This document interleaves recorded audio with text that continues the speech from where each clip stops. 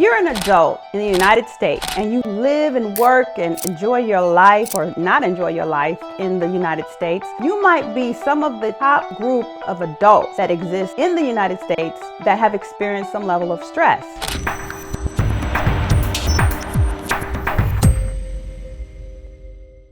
Stress is similar to mental disorder, if you will. It is considered anxiety, or a response to stress is anxiety. So what does that mean for you? That means that you may be going through some episodes of your life, or something might be happening where your body is reacting in a way that you're not familiar with. It happens more often than we know. And today, I wanted to talk about some of the solutions that you can put in place into your day-to-day life that can address this disorder, if you will. It's not a serious disorder, but it happens to most of us, and we kind of let it pass by and let it just occur.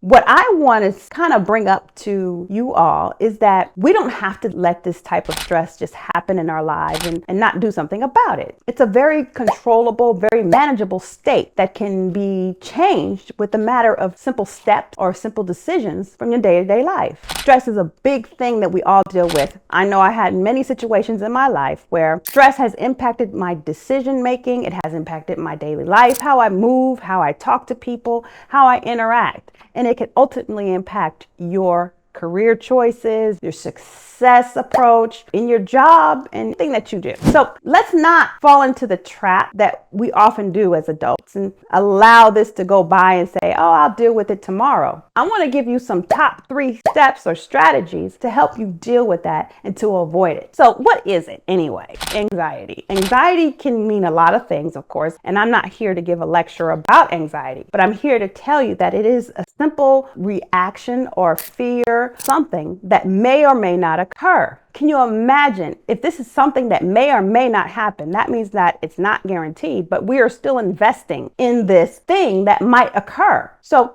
what can you do? Here are the top 3 things that you can do to avoid it and maybe implement it in your day-to-day life so you can be prepared not to have it in your space at all. So I think one important thing that you can do today and from here on forward is to create an environment in your personal world, like your home or your home office, or even in your workplace office, where you create a space, is a calming space, and that everything is geared and ready to go for you to deal with anything that may be conflicting with you. Maybe irritating you to the point where it causes a stress reaction, which is essentially how we all can benefit from doing things in a different way, in a more calming, more appropriate way.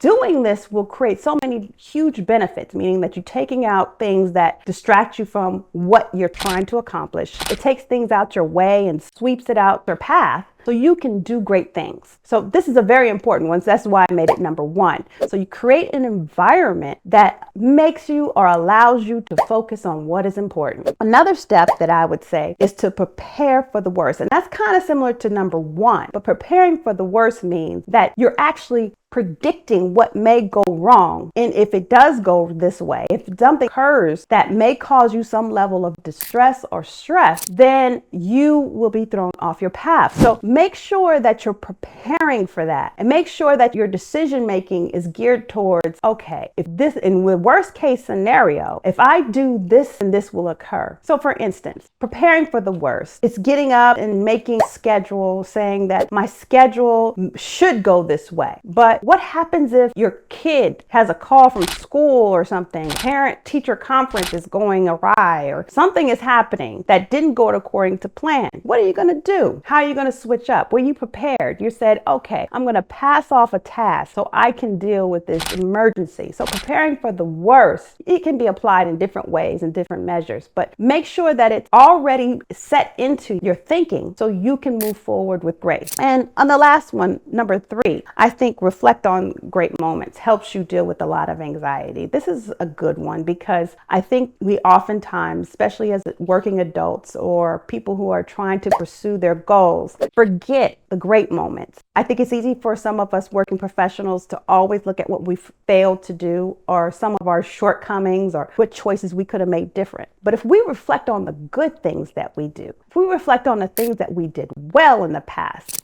that can counteract the effects of stress. Stress is definitely a complicated topic, but we deal with it. So someone has to start talking to us about how we can take tools and techniques to deal with it. Not everybody has the answer, but you know yourself better than anybody else. You know if you're going through certain periods or bouts of challenging times, and taking that on as a stressor, your body absorbs it. You take it out on your family, you take it out on your friends, you take it to work. It starts to trickle up and down as something worse than what it began. So if we can actually recognize that this is something that may be occurring, and using some of these 3 tips that I just gave you, like clearing your environment, or preparing for the worst, or remembering that you have great things that you can reflect on during those times. These things can allow you to move forward in a more purposeful way, where you focus on the things that are most important, and that's you and your family and your friends and your career and all the wonderful things that you're trying to accomplish. So I want to thank you for joining me today and listening to me talk about this very important thing, which is managing stress. I am Dr. C with a 2 Docs Mind. Please